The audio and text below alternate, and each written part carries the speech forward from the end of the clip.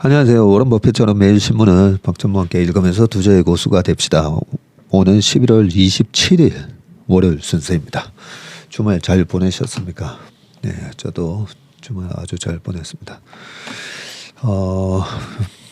댓글을 통해서 또 제가 잘못 알고 있는 부분, 모르는 부분 또 잘 알려주신 분이 계십니다. 노태우 대통령 때부터 5년 단임제로 바뀌었다고 합니다.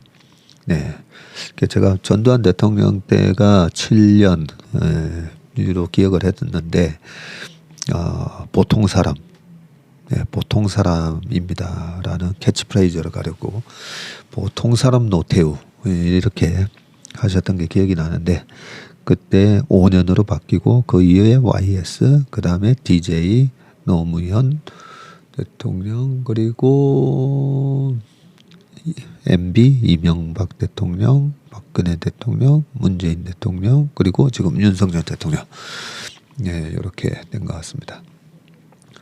그리고 또 하나 제가 1994년 터미네이터가 아닌가 했는데 약간 애매해서 잘 확인하려고 찾아봤더니 1984년이 있더라고요. 야, 1984년 40년 전에 그런 영화를 만들어냈다는 거가 정말 대단하지 않습니까? 그래서 제가 미국 영화 중에 좀 미래를 그린 영화를 좋아한다 했잖아요. 거기에 기술적인 어떤 우리가 그냥 상상만 하는 기술이 어떤 식으로 구현될 수 있는가 그런 걸 보는 데 있어서 미국 영화만큼 좋은 게 없는 것 같아요. 그래서 미래를 그린 그런 영화는 자주 보는 편인데 터미네이터가 1984년에 나왔었더라고요. 네, 그리고 자산가가 아닌 일반 직장인도 투자 일임할 수 있는 방법이 있을까요? 라고 해서 저희가 직접 관리를 해드리는 게 뭐 3억 이상. 최근에는 작년에 손실 보신 분들이 많아가지고 따로 혼자 하시다가 그래서 뭐 2억, 뭐 1억 8천 이렇게 돼도 그냥 다 해드리긴 했었는데 그 정도 금액이 안 돼도 하실 수 있도록 만들어 놓은 게 사실 증권사의 랩입니다. 랩. 예, 랩하고 저희가 일임 운용하는 거랑 거의 똑같이 하거든요. 랩은 3천만 원 이상인가 가입이 가능할 겁니다. 예, 저희가 뭐 KB증권이 랩 규모가 가장 크고요. 그리고 랩이 있는 곳이 DB금융투자도 있고요. 얼마 전에 IBK에서 제 이름으로 랩을 만들었는데 그거는 출시된 지 지금 한 달 됐는데 아직 가입자가 없었다 그러고요. 그리고 삼성증권 통해서는 자문은 있습니다. 예, 삼성증권 앱 들어가셔가지고 투자 자문 서비스 그 들어가 보면요. 그거는 그냥 월정액 얼마 내고 하실 수가 있고 거기는 뭐 대중연금 랩도 있고 그 다음에 한국의 리딩 인더스트리를 공략하는 그런 자문 서비스도 있고요. 네, KB증권 랩은 아침에 제가 좀 전에도 이거 보고 받았었는데요. 예, 지금 연간 이후 잠깐만 이거 뭐 수익률 얘기 이런 거 해도 되는지 모르겠는데 예. 자 이제 기사로 넘어가 보도록 하겠습니다. 오늘은 월요일날 조선일보에서 기사를 가져왔고요. 어제 저녁에는 회사에서 하루 종일 이제 회사에 있으면서 네이버에서 가장 많이 본 뉴스 있잖아요. 네, 네이버 증권 들어가가지고 가장 많이 본 뉴스. 이 기사를 말씀드릴까 하다가 신문을 보는 재미가 이 전체적으로 어떤 기사들을 쭉 다루고 있는지 그게 꼭 증권 관련된 뉴스뿐만 아니라 이것저것 많잖아요.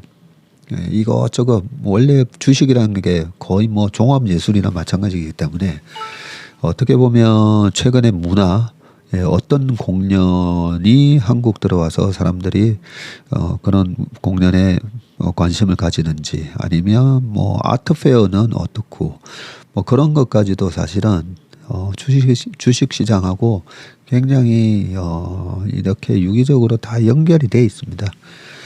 예, 그렇기 때문에 그 네이버 증권에서 많이 본 뉴스보다는 이렇게 전체적으로 세상이 어떻게 돌아가고 있나 이렇게 보는 게 중요한 것 같아서 어제 네이버에서 많이 본 뉴스 이래 쭉 보다가 원맨 신박에서는 원래 하던 대로 하자. 네, 그렇게 생각을 했습니다. 자, 오늘 기사는요. AI 관련된 기사가 오늘의 메인 토픽인데 그 보고보다 먼저 고금리 악재 외면받던 리츠 바닥을 쳤나라고 돼 있습니다. 요 기사 다음에는 미국 배당주 펀드의 투자 증가해서 들어가 보니까 커브드 콜 얘기 그대로 이렇게 또 자세히 설명이 돼 있더라고요. 네. 아마 우리 이 조선일보 기자님도 원의 신박을 아마 들으시는 것 같아요. 자, 고금리 악재에 외면받던 리츠 바닥 쳤나. 가끔씩 이 리츠에 대한 질문을 하시는 분들이 있어가지고 일단 요 기사 읽어드리고 코멘트를 잠깐 하겠습니다. KRX 리츠 탑10 지수 이달 들어서 7% 올라 1년여 불황 끝날지 촉각이. 근데 이달 들어서 사실 코스피가 거의 한 8% 올라오지 않았나요? 그죠? 네. 그래서 이런 기사는 항상 비교를 하고 있어야 됩니다. 잘못하면 와, 이달 들어서 7%는 올랐나? 뭐 이럴 수가 있잖아요. 근데 어떻게 보면 전체 시장보다는 약간 언더하고 있는 거나 마찬가지죠. 네.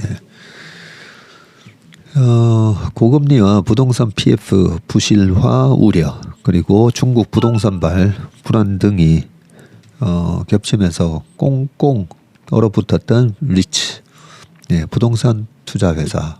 네, 부동산 대부분 리츠는 이제 상업용 부동산에다가 투자를 하는 펀드죠. 네, 부동산 펀드인데 그게 또 상장이 되어 있습니다. 그래서 ETF처럼 사고 팔고 할 수 있는 그런 부동산 펀드라고 보시면 됩니다. 시장에 조금씩 꿈틀대는 분위기다. 연초 대비로는 아직 마이너스 수익률이지만 연초 이후로는 여전히 마이너스네요. 최근 들어서 주가가 기지개를 켜고 있다. KRX 리츠 탑10 지수는 이달 들어서 7%가량 올랐는데 일부 리츠는 10% 넘게 주가가 오르기도 했다. 글로벌 금리 인상이 정점이라는 관측이 나오면서 리츠 시장에 온기가 돌고 있는 것으로 보이는데 미국과 일본 등 주요국 리츠도 주가 바닥론이 고개를 들며 반등하고 있다. 고금리 악재로 투자자들의 외면을 받았다. 리츠가 1년 이내 불황을 끝내고 회복할 수 있을지 관심이 쏠리고 있다. 여기 이제 표가 잘 나오네요. 최근 반등하는 KRX 리츠 탑10 지수라고 돼 있는데 올해 1월 2일 860였다가 900을 넘었었던 이 지수가 11월 24일 날 780인데 한때 750도 깨졌었네요. 900 얼마에서 700 갔다가 지금 782. 썩 좋은 뭐 퍼포먼스는 아니다, 그죠? 온기도는 리츠 시장. 리츠란 여러 투자자에게 받은 자금을 펀드에 넣어가지고 이것을 물류센터 또는 상가, 오피스 빌딩 등 부동산 자산에 투자한 뒤 여기서 나오는 이익을 배당하는 금융상품이다. 커피 한 잔 값의 소액으로도 건물주가 될 수 있는 셈이다. 예, 요 얘기가 사실 리츠의 가장 핵심이죠. 내 꿈은 5층짜리 아니면 3층짜리 꼬마 빌딩이라도 하나 사는 게 꿈이야 하는데 그 빌딩 가격이 한 10년 지나고 나면 또 올라가 있고 해서 사기가 되게 힘들죠. 근데 이 리츠에 투자를 함으로써 내가 삼성전자에 투자해서 삼성전자의 주주가 됐다. 이런 것처럼 내가 어디 리츠에 투자를 했다. 해서 그 건물에 나도 일부 주인이다. 이런 느낌이 들게 되는데 2019년에 1%대 저금리와 부진한 증시의 대피처로 떠오르며 공모리츠 열풍이 불기도 했는데요.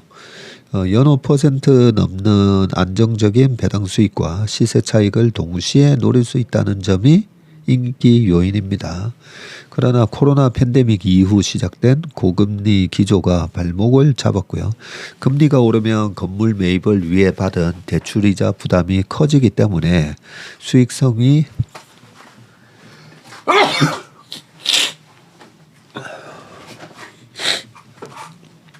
수익성이 악화됩니다. 그렇다 보니까 배당 감소로 이어져서 투자자들이 등을 돌리게 됐고 여기에 지난 8월 중순에는 중국 부동산 개발업체 비구이위안 중국명으로 컨트리 가든의 디폴트 위기까지 겹쳐서 시장이 더 위축이 됐고요. 당시 KB 스타리츠와 KB SK 리츠 등 국내 주요 리츠 종목의 연간 수익률이 20% 넘게 떨어지기도 했었네요. 원금 손실을 본 투자자가 속출을 했고요. 이렇게 악재만 쌓였던 리츠 시장 분위기가 최근 들어서 다소 달라졌는데 미국의 CPI가 확연히 둔화되면서 사실상 금리 인상은 끝났다는 인식이 퍼진 영향이다.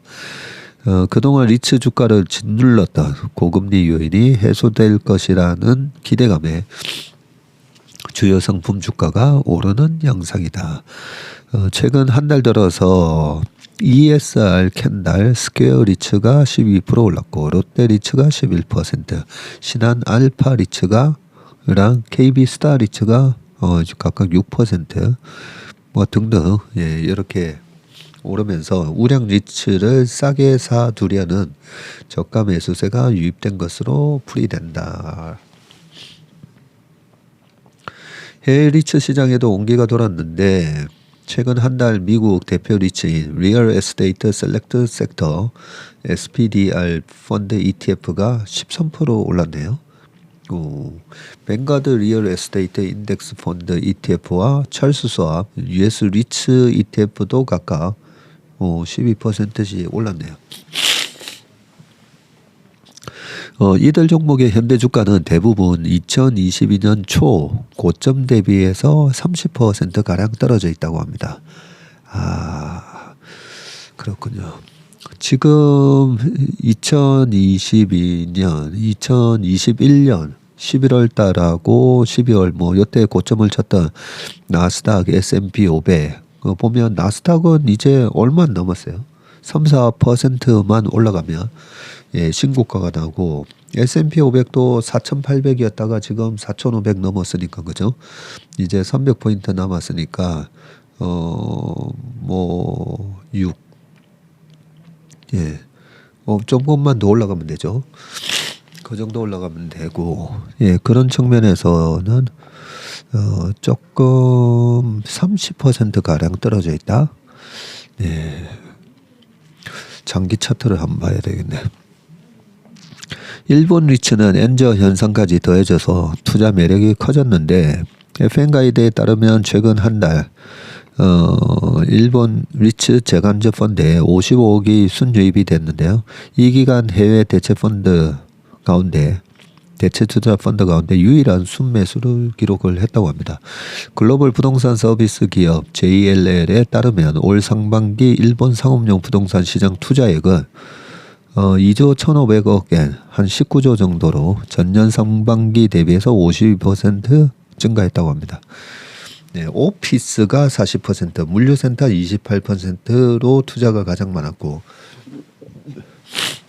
엔저 효과로 관광객이 급증한 호텔도 10% 넘는 비중을 차지했다고 합니다.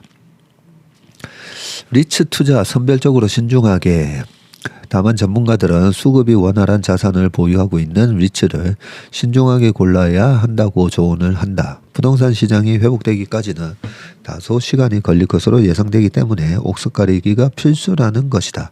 국내의 경우 공급이 부족한 오피스나 관광 수요 증가로 각광을 받는 호텔 등을 담고 있는 리츠가 주목이 된다. 지난 20일 상업용 부동산 서비스 업체 R스퀘어 발표에 따르면 올해 3분기 서울 오피스 시장 평균 공실률은 2.2%로 집계됐다. 에? 서울 오피스 시장 평균 공실이 이것밖에 안 되나요? 반면에 미국 샌프란시스코가 20%, 뉴욕이 13.4%, 영국 런던이 9%, 홍콩 15% 등에 비해서는 낮다고 훨씬 낮다라고 되어 있습니다. 언젠가 그 여의도도 거의 공실률이 20%까지 올라왔었거든요. 2019년도 요때 당시에. 그랬다가 코로나가 터지고 나서 재작년에 보니까 거의 공실률이 거의 제로에 가깝게 뚝 떨어졌더라고요. 그래서 여의도에 더 현대 저런 게 생겨서 그런가 생각을 했었는데 서울 전체적으로 공실률이 2.2. 야, 그런가요? 네. 아무튼 저는 이 리츠에 대해서 그렇게 관심이 없습니다. 네, 제가 여러 번 말씀드렸죠. 구조적 약간 문제가 있는 곳은 지금은 상업용 부동산이 구조적 약세장에 이제 초입에 들어간 것 같아 보이거든요. 그래서 리츠를 가지고 계신다면 금리가 떨어지면 당연히 부동산 주식 다 올라오게 돼 있습니다. 모든 투자 자산은 뭐 그림까지 다 올라오게 돼 있습니다. 다 올라오게 돼 있는데 올라올 때 뭐 엔비디아처럼 희소한 기업은 가장 빠르게 올라왔고 그죠? 희소하지 않으면 많이 못 올라옵니다. 네, 많이.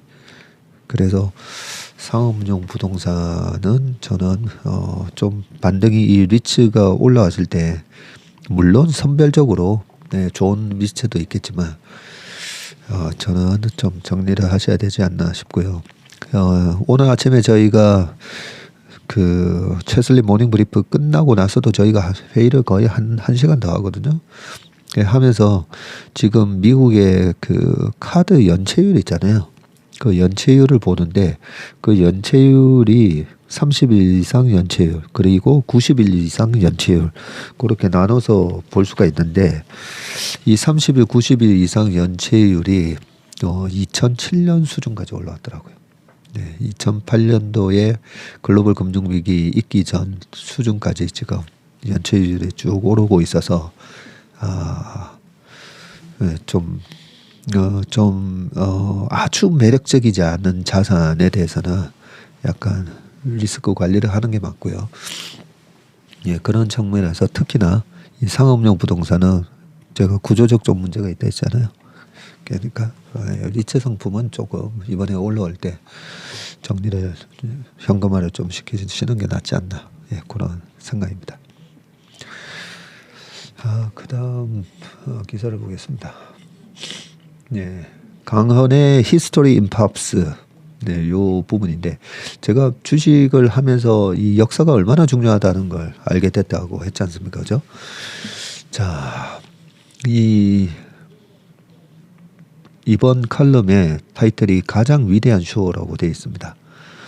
28일이면 오늘 11월 28일이면 2030년 엑스포 개최지가 최종 결정이 되네요. 대통령부터 글로벌 기업의 수장들 그리고 한류 스타들까지 발벗고 나서서 빈살만이 진두지휘하는 중동의 오일머니 파워와 맞서면서 지금 2030 부산 엑스포를 기원하는 이런 운동을 많이 하셨죠. 엑스포는 월드컵 그리고 올림픽과 함께 지구촌 3대 이벤트네요. 엑스포가. 3대 이벤트로 꼽히는 산업혁명의 꽃이다. 올림픽보다 거의 반세기나 앞서는 긴 역사를 가지고 있으며 그래요. 월드컵하고 엑스포 이런 거 다 해서 올림픽이 가장 오래됐을 것 같은데 아니네요. 네, 반세기나 앞서고 있고요. 의외로 시작이 초라했던 올림픽과 월드컵과는 다르게 엑스포는 시작부터 폭발적인 영향력을 행사했다고 합니다. 초기 올림픽 중 몇몇이 엑스포의 부대 행사처럼 치러졌다는 사실을 감안을 하며 더욱 그렇다. 선진적인 과학기술의 산물들이 총출동하는 엑스포는 스포츠 행사들보다 직접적으로 자국의 국력을 전시할 수 있는 까닭에 세계의 모든 권력자들이 가장 침을 흘리는 축제이기도 하다고 합니다. 1855년 파리 엑스포에서는 그 유명한 보르도 와인의 등급이 만들어졌고요. 1889년 엑스포를 위해 에펠탑이 만들어져서 이 도시의 상징적인 건축물이 되었다고 합니다. 야, 1889년. 야, 참. 그때 저 유명한 에펠탑이 만들어졌네요. 이 엑스포의 당시 조선은 민영찬을 대표로 처음 참가를 했었네요. 1900년 파리에서 열린 엑스포는 놀랍게도 2천만 명이 넘는 관람객이 방문을 했는데 당대 인구 수준과 교통 시스템으로 볼 때 상상을 초월하는 규모였다고 합니다. 그래요? 2천만 명이 그때 당시에 2천만 명이나 방문을 했군요. 네. 120여 년 전에 이미 엑스포가 얼마나 큰 영향력을 행사했는지 단적으로 보여주는 수치라고 할 수 있다. 엑스포는 단지 기술적 산물들의 전시장 혹은 비즈니스가 이루어지는 교육시장만이 아니고 다양하고 창조적인 각국의 예술이 교류하는 공간이기도 하며 인류 대중에게 미래의 희망을 교육하는 장으로도 진화해 왔다고 합니다. 가장 최근에 열렸던 2021년 두바이 엑스포는 아랍권 최초의 엑스포였네요. 마음의 연결, 미래의 창조라는 테마는 아랍에미리트의 남녀 스타 3명이 부른 이 엑스포의 주제가에도 그대로 녹아 있다고 합니다. 그리고 두바이 도시 전체를 엑스포의 장으로 만든 그 웅장함은 노랫말처럼 당신이 보게 될 가장 위대한 쇼, The greatest show you will ever see 였었네요. 이게 노래 가사에 이런 부분이 있고 아마 이 타이틀은 마음의 연결, 미래의 창조, Connecting Minds, Creating the Future. 멋있네요. 55년, 89년. 엑스포는 홀수회에 열린다 그죠? 보니까. 저는 혹시 코로나 때문에 2020년에 열려야 되는데 21년에 열렸나라고 생각했더니 월드컵하고 올림픽하고 2년씩 이렇게 번갈아 가면서 열리잖아요. 보통 이제 4년씩 열리는데 중간중간에 월드컵이 올림픽의 중간에 들어가는데 엑스포는 이렇게 홀수에 들어가네요. 보니까. 네, 21년에 열렸고 25년. 근데 왜 2030년이죠?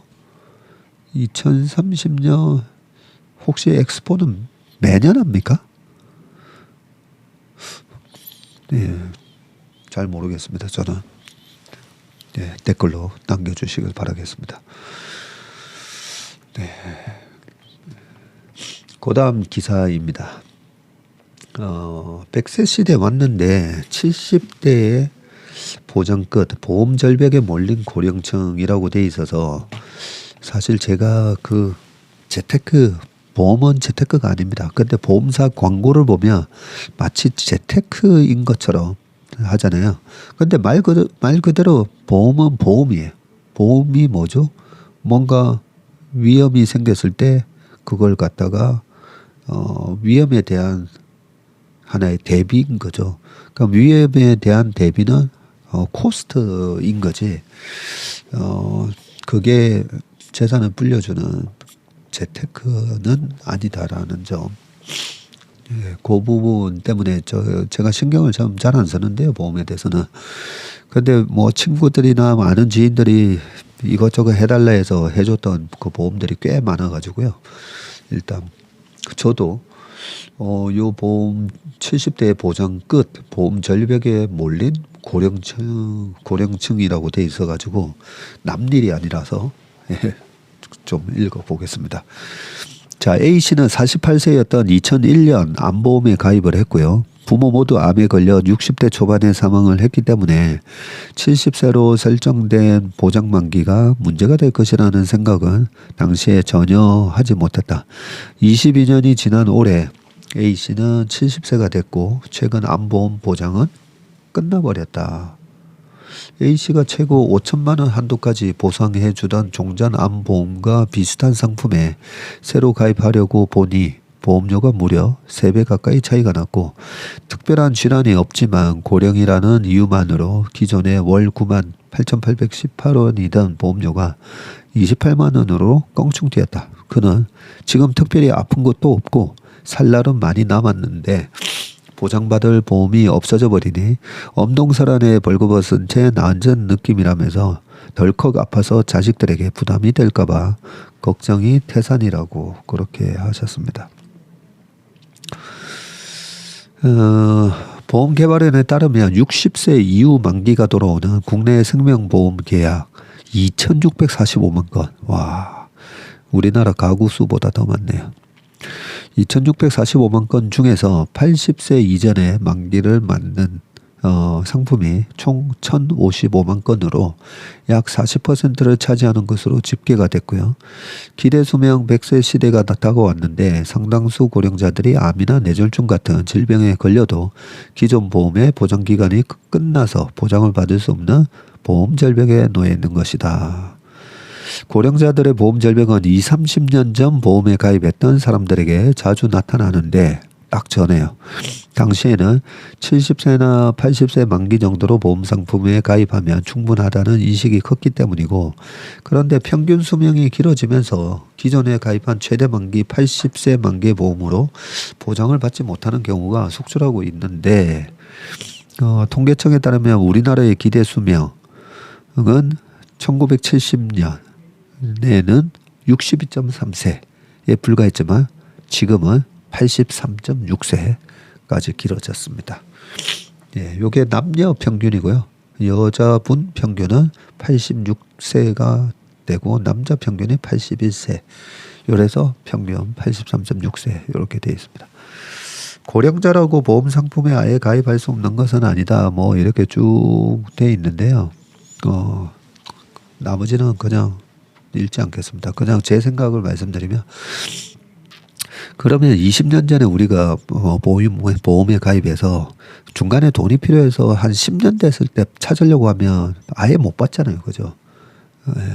거의 아예 못 받는 게 아니라 한 1년 지나서 보험 해약하면 아예 못 받고 10년이 됐을 때 찾으려고 해도 내가 낸 돈의 한 7, 80%밖에 못 받잖아요. 그죠? 그러면 20년 넘어서 물론 이게 중간에 내가 암에 걸렸다든지 그랬을 때 대비해서 하는 거긴 한데 암에 안 걸리는 게 중요하잖아요. 그죠? 건강하게 잘 해서 만기가 왔어요. 만기가 왔을 때 내가 돈을 찾을 때 보면 한 5년 동안 지금 한 집값이 한 7배 오르고 물가가 그 정도 올랐다고 보면 되잖아요. 그죠? 네, 올랐는데 내가 1억을 넣어서 한 5년 됐을 때 1억 3천을 받았다. 예, 그러면 엄청난 손해인 거죠, 사실. 네. 그리고 우리가 엄청난 건강보험료를 내고 있지 않습니까? 그죠? 그래서 우리나라만큼 건강보험이 잘 된 나라가 없습니다. 예전에 오바마 케어 할 때도 한국의 건강보험료 막 하면서 우리나라를 본받아야 된다 뭐 이런 얘기도 했었는데 그렇게 건강보험이 워낙 잘 돼 있다 보니까 제가 알기로는 실제 암이 걸렸을 때도 우리가 내는 건강 의료보험을 통해 가지고 거의 90% 제가 기사를 읽었었는데 총 들어가는 돈의 10%만 내면 된다. 뭐 이런 걸 본 적이 있었기 때문에 그래서 저한테 이제 새로운 보험을 얘기하시는 분한테는 보험 업계에 종사하시는 분한테는 죄송하지만 그냥 하시는 분한테는 저는 나중에 병원비 들어갈 일이 있으면 그냥 제 돈으로 할게요. 그때까지 저는 그냥 주식이나 이런 거 해서 오히려 그 병원비 더 불려서 많이 벌겠습니다. 뭐 이렇게 얘기하는데요. 실제 그렇습니다. 실제 저는 그게 맞다라는 생각이 들어서. 근데 주식 투자나 이런 걸 좀 잘 못하시는 분들은 오히려 주식 해가지고 돈을 까먹으니까 그게 문제인 거죠. 예. 일정 부분에 최소한의 보험은 어느 정도는 하는 게 맞지만 과다하게 보험을 재테크로 생각하면서 하시는 거는 좀 생각해 보셔야 된다. 라는 말씀을 드립니다. 보험업계에 종사하시는 분들한테는 죄송한 말씀입니다. 그냥 재테크 차원에서 제가 말씀드린 겁니다. 그리고 이제 AI 얘기 좀 해보겠습니다. 이 챗GPT 나오고 1년 만에 뭐 챗GPT 거의 뭐 지금 4인가 5 나온다고 그러잖아요. 이 세상을 바꾸는 어떤 혁신적인 기술이 탄생을 하면 저같이 좀 레거드라고 오늘 아침에 말씀드렸는데 저는 얼리 어댑터 아닙니다. 저는 그냥 레거드인데 약간 남들이 거의 다 한 70% 쓰면 하고요. 우리나라에서 영화 영화 좋은 게 나와가지고 1,000만 명이 넘었다고 하잖아요. 그러면 그때 가서 봅니다.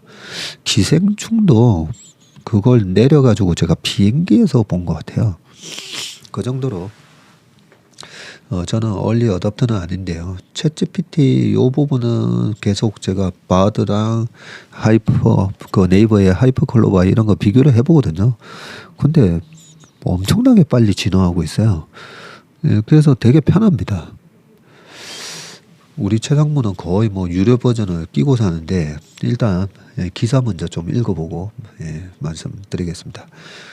자, 꿈같은 대중화라고 되어 있으면서 미국 오픈 AI의 인공지능 챗봇 챗GPT가 세상의 모습을 드러낸 지 30일로 1년을 맞는다. 작년 그러니까 11월 달로 기억을 했는데 11월 30일 날 나왔었군요. 공개 당시만 해도 이전에 없던 신기한 서비스 정도로 여겨졌던 챗GPT는 전 세계의 일상은 물론 IT, 금융, 물류 등 사는 모든 분야에 영향을 미치면서 기존의 질서를 허물고 재편하는 파괴적 혁신의 표상이 됐다. 이 슈페터가 얘기했다. 창조적 파괴. 기존의 질서를 허물고 재편하는 파괴적 혁신의 표상이 지금 되고 있다고 합니다. 장문의 글과 이미지, 영상까지 만들어내는 챗GPT는 출판, 미술, 음악 등 인간의 전유물로 여겨졌던 창작의 영역까지 넘보고 있다. 탄생 1년 만에 먼 미래의 일로 여겨지던 AI 대중화라는 꿈같은 일을 이끌어내는 것인데 대전 원자력 연구원 유용균 박사는 출근길에 무선 이어폰을 귀에 꽂은 채 챗GPT 오늘 오전 업무가 뭐지라고 물어보며 하루 일정을 확인하고 평소 10시간 넘게 걸리던 영어 논문 작성 시간도 챗GPT의 도움을 받아서 1시간으로 줄였다고 하네요. AI가 수분 만에 논문 초록을 만들어주기 때문이라고 합니다. 저도 지금 책을 써야 되는 게 3권이나 지금 밀려 있는데 이 챗GPT를 좀 이용을 해봐야 되겠네요. 기업들도 그러고 보니까 강한국 작가는 참 빨라요. 챗GPT를 가지고 또 책을 후다닥 작년에 써버렸잖아요. 잠깐만 11월 달에 나왔으니까 올 초에 나왔네요. 참 대단한 친구입니다. 기업들도 챗GPT 활용에 따라 효율성이 크게 달라지는데요. 실리콘밸리의 한국계 스타트업 옥소폴리틱스는 한때 20명이 넘었던 인력 중 현재 3명만 남았네요. 이 회사는 정치, 사회 등을 주제로 한 토론을 주최하는데 챗GPT가 사람들이 관심이 있어 할 주제를 알아서 뽑아주면서 운용 인력이 크게 줄었다고 합니다. 와, 이야. 그러네요. 옛날에 네이버 실시간 검색 1위 이런 거 있었다면 이제는 챗GPT한테 물어보면 되겠네요. 사람들이 가장 많이 검색한 거는 뭐냐 이렇게 물어보면 되네요. 챗GPT 이전에는 AI가 공장이나 식당 서빙 등 저임금 노동을 먼저 대체할 것이라는 전망이 많았죠.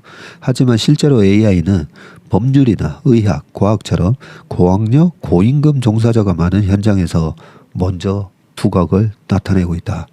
야, 이거 되게 중요한 부분이죠. 뭘 파괴하느냐인 거죠. 야, 특히 제약 바이오 업계에서는 생성형 AI를 활용한 신약 개발 경쟁에 속도가 붙고 있고, 생성형 AI가 신약 개발 기간과 시간과 비용을 획기적으로 줄이고 부작용까지 예측해서 성공률도 높일 것으로 기대되고 있기 때문이다. 참, 제약 바이오 신약 개발까지. 야. 지난 7월 생성형 AI가 설계한 신약 후보가 사상 처음으로 임상 2상 시험에 돌입했네요. 홍콩의 생명공학 기업인 인슬리코 메디신은 만성 폐질환인 특발성 폐섬유화증의 새로운 치료제 INS-01805를 중국과 미국인 환자 60명에게 투여하기 시작을 했고, 임상 2상은 임상 1상에서 약효와 안정성을 확인한 약물에 대해서 추가 검증과 함께 적정 용량을 결정하는 단계라고 합니다. 챗GPT가 등장하면서 과학의학 연구 분야 AI 개발이 더 치열해지고 활용 저변도 더 넓어졌는데, 구글 딥마인드가 지난 9월 네이처에 발표한 AI 알파 미센스는 인간의 전체 유전자 변이 중 89%의 질병 유발 여부를 파악을 했고요. 기존에는 이 비율이 0.1%에 불과했는데, 이번 연구는 딥마인드가 지난해 내놓은 단백질 구조 예측 AI 알파폴드와 거대 언어 모델 AI를 접목시켰고, 종전에는 한 개 단백질 구조를 분석하는 데 수개월이 걸렸던 걸 알파폴드는 1년 만에 지구 생명체 100만 종이 만들어내는 2억 개의 단백질 3D 구조를 분석을 했다고 합니다. 전 세계 생명공학자들의 수십 년치 일감을 없애버린 셈이다라고 합니다.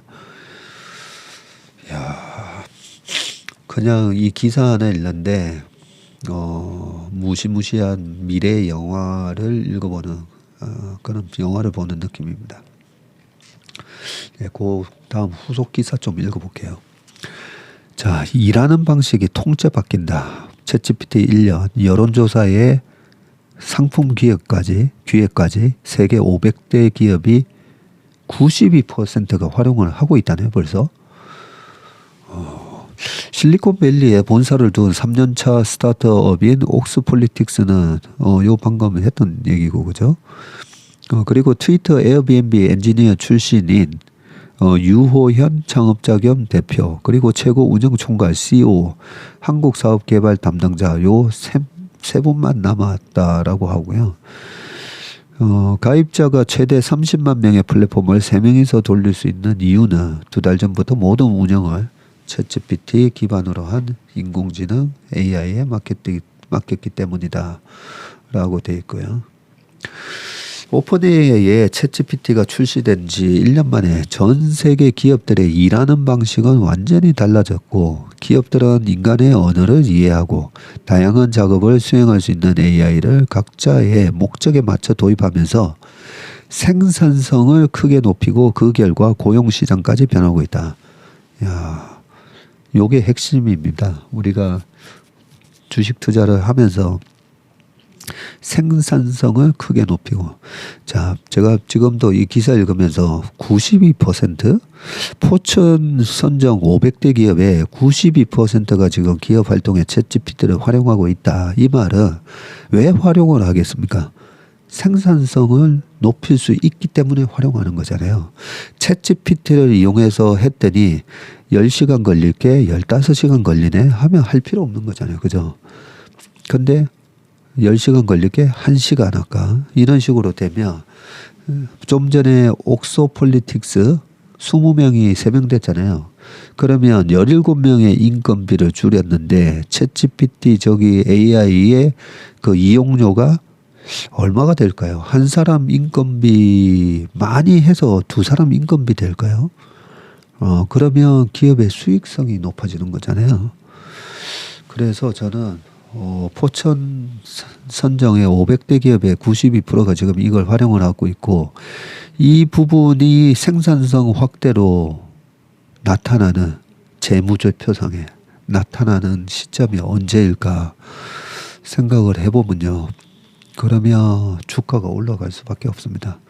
그냥 지금은 금리가 떨어지는 거에서 주가 할인율이 낮아지면서 주가가 올라갈 수 있다, 이런 걸 기대를 하고 있는데, 실제로 주가가 강하게 추세를 갖고 올라가려면 생산성이 획기적으로 좋아지면서 올라가야 되는데, 지금 요 기사에 그런 게 담겨져 있네요. 좀 더 읽어볼게요. 이거 또 뭐 챗GPT 그동안에 기사 많이 읽어봤는데 읽을까 말까 하다가 제가 진짜 그래도 1년 동안에 어느 정도 다른 사람들이, 실제 기업들이 어느 정도 쓰고 있나 궁금해서 제가 이 기사를 그냥 쭉 다 따왔는데 잘 가져왔네요, 보니까. 자, MS와 구글은 화이트 칼라 업무 일부를 AI가 대신하는 챗GPT 형태의 코파일럿 AI를 지난 7월에서 8월 잇따라 공개를 했고요. MS365 코파일럿은 워드, 엑셀, 파워포인트 작업을 대신해 준다. 그래요? 제가 맨날 이 워드, 엑셀, 파워포인트 작업 맨날 하고 있는데 한번 해봐야 되겠네요. 코파일럿 엑셀은 분기별 매출액과 단가, 판매국별 데이터를 바탕으로 AI가 매출 트렌드를 뽑고 그래프도 만들어주고, 구글의 듀엣 AI는 화상회의를 하는 동안 AI가 알아서 음성을 인식해서 회의 메모를 작성 요약하고 18개 언어로 자동 번역을 한다고 합니다. 챗봇이 관련 업무 담당 직원을 찾아서 이메일 초안을 대신 써주기도 하고요. 이런 부조종사 AI는 미국 내 기업 고객들을 대상으로 먼저 출시가 됐고요. 향후 다른 국가와 개인 고객들에게도 판매될 예정이라고 합니다. 한 IT 업계의 한 관계자는 직원들마다 회의나 과제 기획을 정리하는 수준과 방식이 다른 것이 기존 기업들의 고민이었는데 챗GPT의 등장으로 이런 걸림돌이 사라질 것이라고 했습니다. 공개형 서비스인 챗GPT를 필요에 따라 응용해서 사용하는 기업들도 늘고 있고요. 국내 여행 플랫폼 스타트업인 마이리얼트립은 지난달 고객 상담용 자체 챗GPT를 만들었다고 합니다. 월 300만 명이 사용하면서 수시로 들어오는 환불 요청과 여행 중 고객 불편 사항에 대응하기 위해서 상담사들이 불편 해결 사례나 고객 약관을 챗봇에 물어보며 답하는 시기이고, 이동근 대표는 과거에는 상담사들이 사례를 직접 찾거나 담당자들에게 물어봐야 했는데 이제는 챗GPT가 바로 응답을 해주니 상담 성과가 20%가량 향상됐다고 하네요. 고객 응대 데이터를 넣고 맞춤형 챗GPT를 만드는데 3주 정도밖에 안 걸렸다고 하네요. 보안이 중요한 국내 대기업들은 챗GPT의 기본 원리를 활용하면서도 협업 자체 개발을 통해서 각자만의 AI 무기를 개발하고 있습니다. 삼성전자는 최근 자체 개발한 생성 AI 가우스를 공개하고 내년 출시 예정인 스마트폰 갤럭시 S24 내부에 탑재할 계획이네요. 가우스는 올해 내 스마트폰 사업을 담당하는 DX 부문에서 먼저 사용할 계획이고요. 삼성 반도체 사업을 담당하는 DS, 디바이스 솔루션 부문은 네이버와 협업을 해서 맞춤형 AI를 도입할 계획이라고 합니다. 이 밖에 LG는 지난 7월 특허 논문 등 약 4,500만 건의 전문 문헌과 3억 5천만 장의 이미지를 학습한 전문 지식 특화 AI 엑사원 2.0을 공개를 했네요. 네, SK텔레콤은 A.시고요. 네. 네, 바로 그 다음 기사로 좀 넘어가 보겠습니다.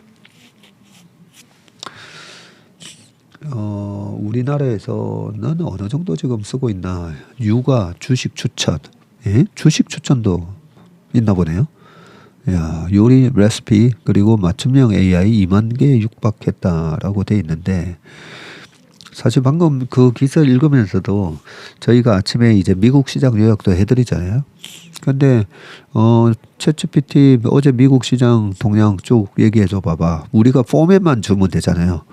예, 우리가 매일 아침마다 하는 그 포맷 알려주고 예, 쭉 하고 어젯밤에 주요 이슈 경제 발표됐던 거 예, 그리고 오늘 밤에 발표됐고 그리고 52주 신고가는 뭔지 뭐 그런 것들 쭉 하면 챗GPT가 알아서 쫙 해주겠네요 나중에. 야, 참. 자, 내가 원하는 인공지능을 골라 쓴다라고 돼 있고요. 마법 학교에 입학한 스미레는 여러 수업을 동시에 듣기 위해서 분신술부터 독학으로 익혔다. 이게 뭐죠? 온라인 커뮤니티 소설을 연재하는 김유민 씨가 최근 챗GPT로 해리포터 인공지능이라는 이름의 챗봇에 마법사 지망생을 소재로 한 이야기를 만들어줘라고 부탁하자 내놓은 답이라고 합니다. 이 AI는 김 씨가 새 작품을 쓰는데 필요한 이야기거리를 구하기 위해 직접 만든 맞춤형 AI 챗봇인데 김 씨는 코딩을 배운 적이 없지만 수분 만에 챗봇을 만들었다고 합니다. 지난 6일 챗GPT 개발사 미국 오픈AI가 공개한 GPT 빌더 서비스를 활용해서 자신이 원하는 AI 챗봇을 언제든 만들 수 있게 된 덕분이다. GPT 빌더라는 또 서비스가 있네요. 이런 걸 통해서 방금 저희 회사에서 아침마다 이렇게 하는 걸 다 할 수가 있겠네요. 특정 주제에 대해서 AI가 학습할 자료들을 입력을 하고 사용 목적 등을 설정을 하면 자신만의 챗봇이 탄생을 한다고 합니다. 자, 숫자로 보는 챗GPT 1년 주간 활성 이용자가요. 지금 1억 명이라고 하고요. 오픈AI의 AI 모델 이용해서 서비스 만드는 개발자 규모가 200만 명이나 된다고 합니다. 네, 글로벌 생성형 AI 시장 규모는 작년에 400억 달러죠. 네, 400억 달러니까 우리나라 돈으로 한 52조 였는데 2030년 네, 10년 지나고 나면 1조 3천억 달러. 야, 1조 3천억 달러로 32.5배로 시장이 커진다고 합니다. 얼마입니까, 이게? 야, 1조 한 7천조, 1,700조. 예, 1,700조 시장이 되네. 예, 챗GPT로 대표되는 생성형 AI는 기업이나 전문가들의 전유물이 아니다. 더 쉽고 빠르게 AI를 쓸 수 있는 서비스가 속속 등장하면서 누구나 AI를 일상에서 접할 수 있게 된 것이고요. 최근에는 수업 시간에 학생들에게 생성형 AI를 사용하도록 하는 초중고 학교들도 늘고 있네요. 생성형 AI의 도움을 받아서 긴 글을 쓰고 영어 발음을 익히는 시기다. 네. 야, 존 레넌이 1970년대 후반 녹음한 미발표곡에서 레넌의 목소리를 AI로 복원해서 이달 초에 비틀즈의 신곡 Now and Then을 발표한다고 합니다. 참. 네. 글쓰기 지난 21일 우주소년 아톰을 그린 만화가 데즈카 오사무의 대표작 중 블랙잭이 AI를 통해서 또 재탄생을 한다. 이렇게 또 돼 있네요. 어쩐지 이 기사 읽으면서 좀 많은 기사를 읽었다 싶었는데 벌써 49분이 됐네요. 예, 나머지 기사는 좀 한번 읽어보시기 바라고요. 네, AI가 빠르게 우리 생활을 침투하고 있습니다. 네, 오늘 웜의 심박 순서는 여기까지 하겠습니다. 오늘 하루도 행복한 하루, 이번 한 주도 또 화이팅 넘치는 하루 한 주 되시길 바라겠습니다. 고맙습니다.